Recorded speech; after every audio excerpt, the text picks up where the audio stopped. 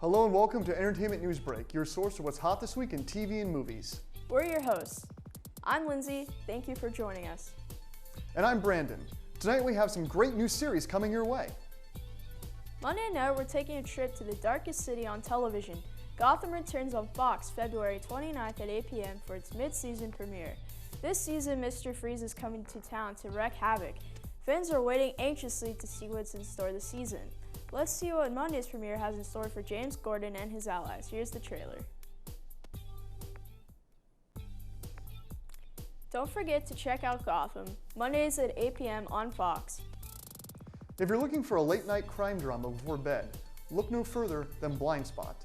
Coming back to NBC this Monday, Blind Spot is about an amnesiac tattooed woman who does not remember who she is. The FBI learned that each of her tattoos relate to a crime that they must solve. Is this really part of a conspiracy? Catch Blind Spot Monday nights at 10 p.m. on NBC. Just in time for the weekend, Netflix is bringing us back to our childhood with Fuller House. The sequel to the popular ABC sitcom Full House is coming to the streaming service Friday, February 26th. The series revisits old characters in their classic San Francisco home, along with some new kids to add to the family. Tune in and rejoin your favorite family sitcom once again. Let's check out the trailer. So what's your experience with Full House? I kind of grew up with it. I'm pretty sure you did too. Yeah, I was pretty much on every channel growing up, even though I wasn't even born in the early 90s when it was airing. It was still on ABC Family, Yeah. Nick at Night still is all the time. So I've pretty much seen every episode 20 times. Yes. So I'm pretty familiar with the series. Why do you think it ran as long as it did? I think it ran 9 seasons. Did people just enjoy the morals of it or the comedy, I guess, yeah. Honestly, as a whole, the show is really cheesy. It's really horrible, but ABC was looking to air something that was very family oriented, and I think it really appeals to kids. When I was a kid, I loved it. You connect with Michelle, DJ, Stephanie, you're growing up and part of that family you want to be your own, and I think that has a lot to do with it. And while I didn't like the show either, I like the idea that this show is also playing back on the 90s and stuff like that, and there's a lot of 90s type jokes, but also trying to relate the family to the modern times, and it's called Fuller House because now it's not only those characters but also their kids as well that they're trying to take care of, which is nice. And I like that they actually got pretty much all the original cast back. Mary-Kate and Ashley Olsen, I guess, were unable to come back because I guess they're working on a fashion business in New York City, which, all right. I mean, it's kind of sad because partly that show is what launched their careers, but oh well. I mean, they couldn't be that hard to replace if they were just kids at the time. You could easily, make that work. It definitely sucks probably for the people that wanted to relaunch the show, just because their vision's probably thrown off a bit. But it's still in the trailer, they're talking to her on the phone, and I don't know how I feel about how cheesy the trailer looks.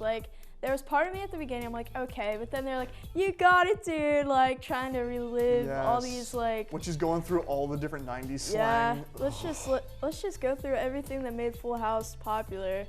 I really have no idea how successful it'll be. Are you familiar with Girl Meets World? It was. Oh yeah. It was the rendition of Boy Meets World, and they put it on Disney Channel, which is quite different putting something on Netflix. Of course, yeah. But it didn't work, at least for me and a lot of people that seen Boy Meets World. So I'm just wondering, I mean, it doesn't, I was thinking because it's on Netflix and a lot of the boys that play Uncle Jesse and Bob Saget, they're known as being really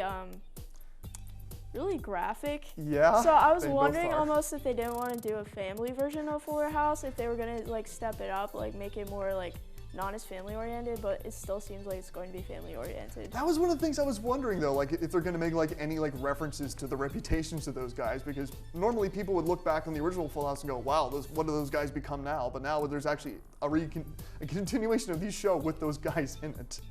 So yeah. I was shocked that a lot of them really wanted to go back and do it again. Yeah, right? I guess they're really grateful for what put them on the map of fame, but a lot of them couldn't wait to get out. Yes. So you never know how they'll go. But yeah, I guess Bob Saget also has done well for himself after. That's the thing. Was there anybody else that like function from that. But yeah, I don't know. But I guess we'll see how it turns out in the coming weeks when it finally premieres. Up next, we have Mike with our box office top 5 for the week. And after that, we'll be discussing the exciting movies that will be coming up this weekend. Don't miss it. This week, we have 5 must-see movies in the box office. I'm Mike, and this is the box office top 5. Coming in at number 5 this week is The Revenant, grossing $6.6 million.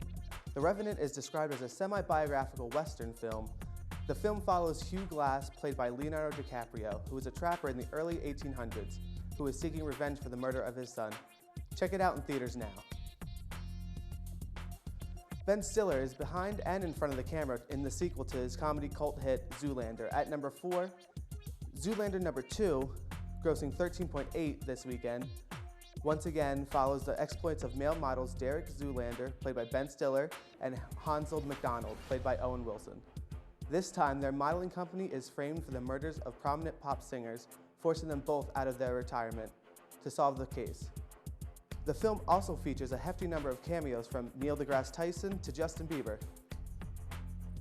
Our number 3, the romantic comedy How to Be Single, shows just how many single people were at the movies on Valentine's Day, where it grossed $17.8 million. The film itself follows a group of lonely hearts seeking the one perfect match, but failing. Will they be able to learn to be single in a world with ever-changing definitions of love? Our number 2 this week is the family favorite Kung Fu Panda 3, which brought in $19.7 million this week. This time around, Po is given the responsibility of the new teacher whom everyone now must look up to. With this new responsibility, Po starts a journey of realization, friendship, and self-discovery. Kung Fu Panda 3 is definitely a film both children and adults can enjoy. However, taking number 1 is a movie strictly for adults, the dark superhero comedy Deadpool, which dominated the box office with $132.7 million. Deadpool is a strange beast as it makes fun of the cliches of the superhero genre, while at the same time being part of the Marvel Universe. Audiences and critics ate it up though, praising Ryan Reynolds' performance and the quality of the film's humor and action. It also has the honor of being the highest grossing opening weekend for a rated R film in North America. Deadpool is a must-see at your local cinema. That's all we have this week for the box office top 5. Join me again next week for more of your favorites in theaters. Up next, we have Brandon and Lindsay with this week's movie news. I'm Mike, see you next week. This week we have some exciting new movies coming in the box office. I'm Lindsay. And I'm Brandon. The first film on our list this week is Gods of Egypt. The story describes the god of darkness, Set, played by Gerard Butler, and how he takes over Egypt's throne and puts the entire empire into chaos and conflict. Hoping to save the world, a mortal named Beck forms an unlikely alliance with the powerful god Horus. Their battle against Set and his henchmen takes them on a long journey for an epic confrontation. Be sure to check it out in theaters this Friday, February 26th, and here's a look at the trailer. On February 26th, starring Hugh Jackman, Christopher Walken, and Taron Egerton, brings us a film about Michael Edwards, better known as Eddie the Eagle Edwards. The film tells Edwards' story as a notorious British underdog ski jumper who charmed the world at the 1988 Winter Olympics in Calgary, Alberta, Canada. Director John Hillcoat brings us a crime thriller titled 999. The film presents Russian gangsters who blackmailed a group of corrupt cops. These gangsters are planning the murder of a police officer in order to pull off their biggest and seemingly impossible heist yet across town. Starring Kate Winslet, Aaron Paul, Norman Reedus, and Woody Harrelson. Be sure to see the film in theaters this Friday. Let's take a peek at the trailer.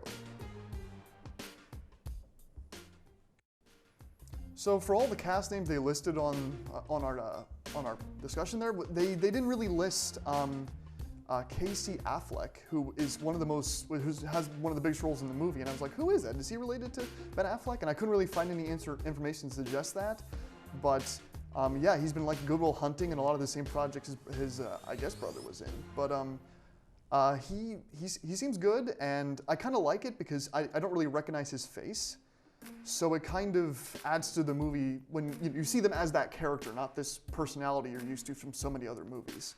I agree with that. I like it when I can't really tell who the actor is. First of all, it ruins all the perceived notions I have about that actor, so I can just think about the character and get like in touch with the character while you're watching the movie. But yeah, I believe he is related to Ben Affleck. I heard he was his brother, but I'm Okay. not sure about that. But yeah, I've heard his movies are pretty good, so that's great. But as a whole, the trailer doesn't look like it's that amazing of a movie. There's nothing really that stands out in it to me. It looks like a very long, just action-packed, but if you're like into that, but it doesn't seem to have a lot of depth. What do you think? I believe you said off mic, you thought that it didn't, like there was nothing emotionally involving you in the characters or anything like that. It was mostly just a straightforward action sort of heist film. Yeah. Yeah, well, I mean, I didn't mind those elements not being there because honestly, the action didn't look that bad, and I liked a lot of the actors they picked. Woody Harrelson's character, of course, being the most recognizable actor, and it sucked up most of the trailer screen time, and I liked the character he put on. It seems different than anything he's played before. But yeah, it's not like something that I would instantly go, oh yes, this is something that's on my top list of things to see. But I didn't see anything like, offensive about it. It just looked like a decent film. Nothing made me outwardly like, oh, I don't want to ever see this. It's the worst movie trailer I've ever seen or anything. It's just like it didn't really captivate me. It looks like a pretty good cast, but Yeah. just maybe not good character development, maybe, or maybe the trailer just was too action-packed that it took away from, suspense. Yes.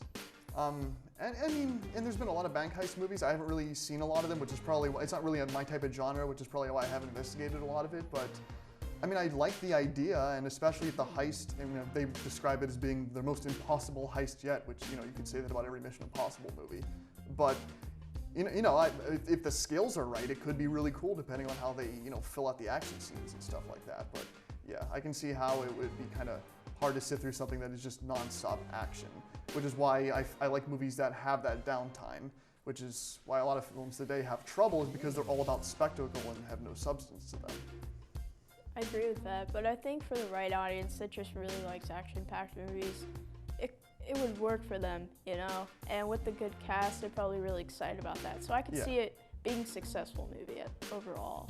I mean, who knows? Maybe there is that emotional element in it that you're looking for, but most of the time, with these kind of movies, that's normally put to the side. We'll see. Well, that's all the time we have right now. Check us out next week with more of your favorite movie news. Up next, we have Tiffany with some hot celebrity news coming your way. Don't miss it. Hey guys, this is your host Tiffany with last week's hottest celebrity news. Orlando Brown, one of our favorite childhood actors known for his role on That's So Raven, was recently arrested for battery charges in regard to his girlfriend. According to reports, Brown was arguing with his girlfriend in a police station parking lot, which resulted in the physical violence. Luckily, police were right on the scene. On Thursday, February 16th, Prince paid tribute to his late ex-girlfriend at his concert in Melbourne, Australia. Prince spoke about her at the concert and explained how the learning of her death was very difficult for him. He had met Denise Matthews, aka Vanity, in the early 80s when he recruited her for the girl group Vanity 6. Vanity passed away at the age of 57 from kidney failure. On a lighter note, we all know how Sia is about showing her face in public. Some admire her for the decision, while many criticize her. However, at Katy Perry's Grammy after party, Sia was spotted taking a rare selfie with Missy Elliott without her famous wig covering her face. Many may wonder what's the point. Some may feel that it's about her having a choice. With the success of Deadpool hitting the theaters this week, fans are in a craze to have the vulgar and hilarious hero host Saturday Night Live. Yes, you heard it right, Deadpool, not Ryan Reynolds. The movie was a huge hit in the box office and is definitely one that fans will be talking about for a long time. As far as hosting is concerned, some fans have even started a petition in change.org to have the comic book hero host the show, and they have already received over 26,000 signatures. We can only wait and see what the producers have to say about the situation. Our last story of the night comes from more criticism against Kristen Stewart.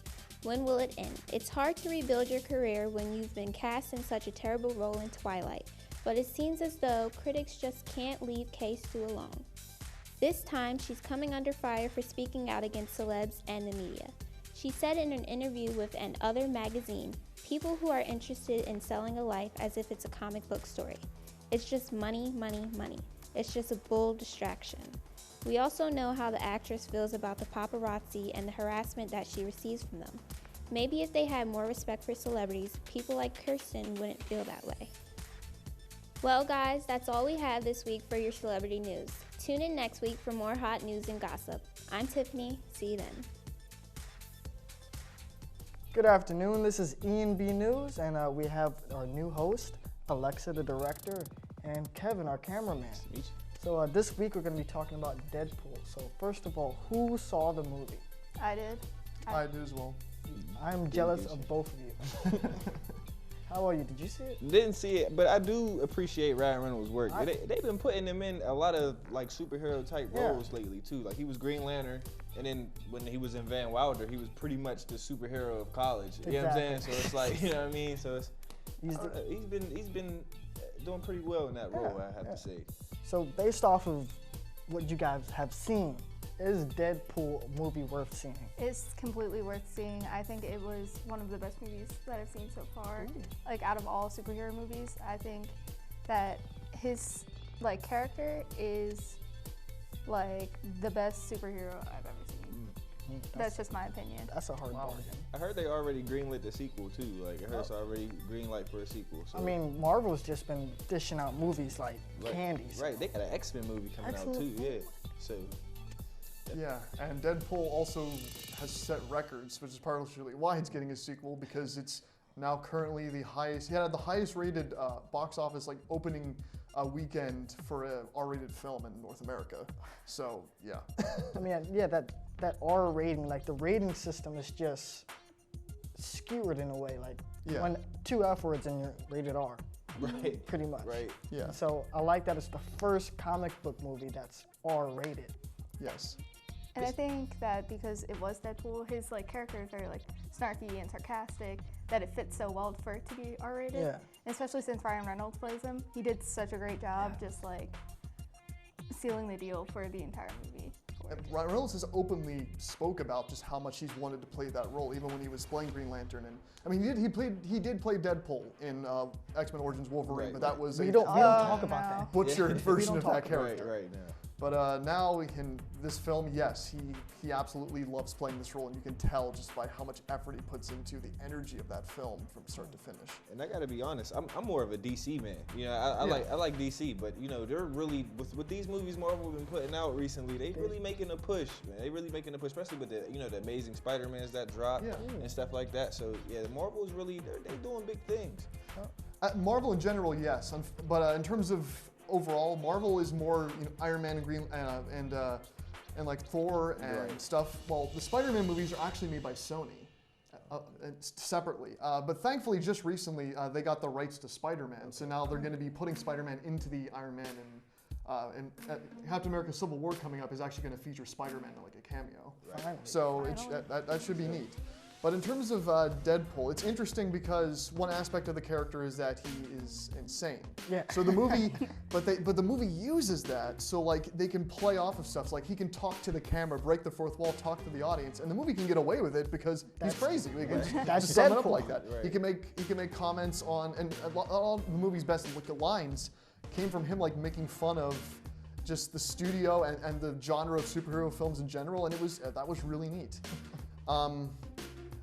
Yeah, the comedy was in general pretty well done. I like the more subtle jokes though, because you were mentioning how Ryan Reynolds played Green Lantern. Right. There's a part where he's like being taken into this facility to be given superpowers, and while he's being laid out on this table, he says, "Please do not make my costume green." I was hoping they kept that in the movie. Yes.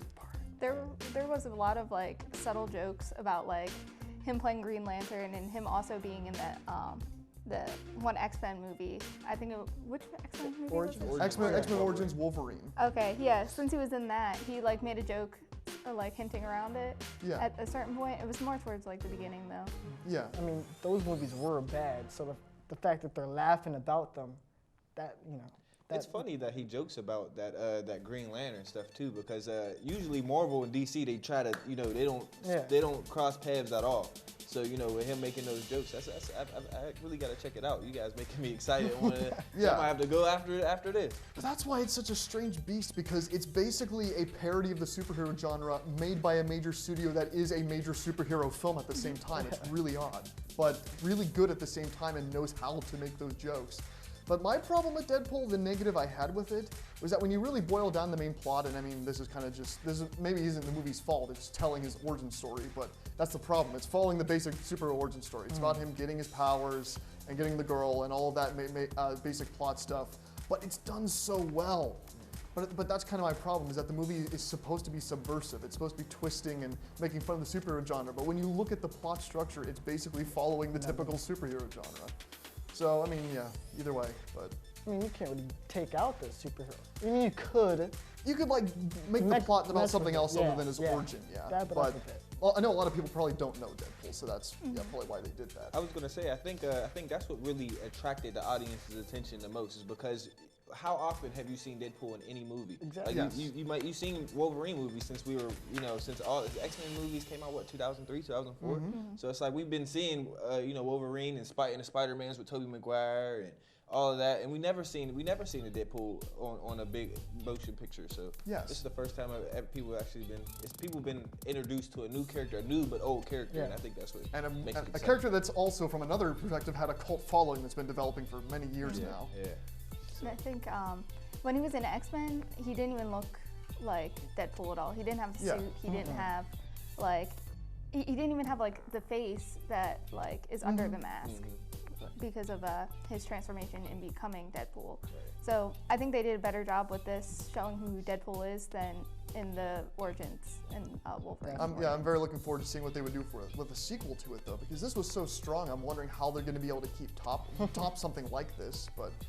Yeah, the scene after the credits also made fun of the Marvel stuff. Like, I won't get into exactly how, but it does make fun of the typical after credits Marvel scene where they start referencing what's going to happen in the coming movies. But they do it in a really interesting, clever way that references an old film from like the 80s.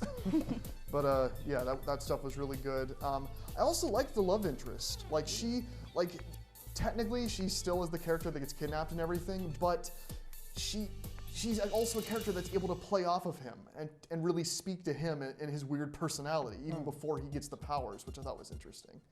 And that is kind of another thing, though. Like, part of Deadpool's point is that the operation that gives him his powers makes him crazy. But I kind of felt Ryan Reynolds' character was kind of the same at the beginning of the film than he was when he became Deadpool. But it's not really a big thing, though, because the jokes, I mean, honestly, every other part of the film, like, that's a nitpick compared to just how good most of it was. And that reminds me, the other thing that I'm scared of with Marvel is I'm scared that they might do the same thing that they did with the Captain America. Like, you know how Captain America was the Human Torch. The guy that played Captain America played the Human Torch in the first Fantastic Four. So I'm just hoping that they, use different characters for different, you know what I'm saying? I hope they don't use different actors. Exactly, different actors. I hope they don't use the same character. That I'm sure they won't. That would be really right. Because they always, they had to make a whole new Fantastic Four movie just. No, we don't talk about that. Oh man, that's not. It tanked harder than the original Fantastic Four movies, which is saying something. There were like 3 of them, right? Yeah. No, there were 2 of the original ones, and then yes, they made this new one that was supposed to reboot it, and it went nowhere well. And that's the thing. People were really afraid that Deadpool the humor wasn't going to work as well, and it would have tanked. But no, it did really well, and I'm excited to see what they're going to do with that character. I mean, in the comics, he's like been teaming up with like Spider-Man and stuff, so maybe they might have a movie with those 2 together. But the other thing is, that would be fun. Spider-Man's a PG-13 character. Deadpool is a hard R character. It'd be interesting to see how they would interpret a movie like that. But have to water his character down. Or they could have it still if they have them together and per se the second one. Since they could bring it down to like a PG-13, they could have him breaking the fourth wall a little bit by being like, I can't say that, yes. Just making fun of the fact that he can't just because Spider-Man is in it. Makes sense. Spider-Man will be like, who are you talking to? And stuff like that. That would be. But yeah. Two very comedic characters. That would be great to see all those 2 play off. Obviously they now casted a new guy as Spider-Man. It's not Andrew Garfield. It's some other guy who's even younger than Andrew Garfield. So I'm curious to see how that's going to work. But it's going to be a long time off before they make another Spider-Man film because basically Spider-Man 2 came out just recently. Yeah. So I feel like those movies were back to back. Amazing Spider-Man 1 and 2. They came I feel like Deadpool might even take the same path. I feel like Deadpool 2 will come out as soon as late next year. Maybe. Marvel kind of. They normally take about 2 years to develop a film. Yeah. But last question before we wrap up: is this better than Guardians of the Galaxy? Wow. That's quite a question. I'd say Deadpool is better just because its story is, I mean, even if its story is telling a basic superhero genre story, it's still a little more unique, and because there is a couple twists near the end, which do take some different twists on that genre. But yes, Yeah. I would say Man. the characters in Guardians of the Galaxy were really good, but I think Deadpool is a stronger film. All right. I agree. You agree? I'll take you up on that. Yeah, I'm definitely gonna. Now I'm excited to try to see that. Because now with Guardians of the Galaxy, that was really strong. I mean, and if you're saying Deadpool beats that, then That's well, it. that's Guardians a big of the statement. Galaxy was a film that had hype so big that they announced the sequel before it even came out. Exactly. That's crazy. Well, that's all we have time for. Thanks for joining us this week for your favorite TV, movie, and celebrity news. Don't forget to check us out on Twitter. Follow us on Facebook at ENB_IUPTV. I said that backwards. And this weekend, we will be live tweeting the Oscars, so don't miss it. I'm Classic signing off. I said that backwards.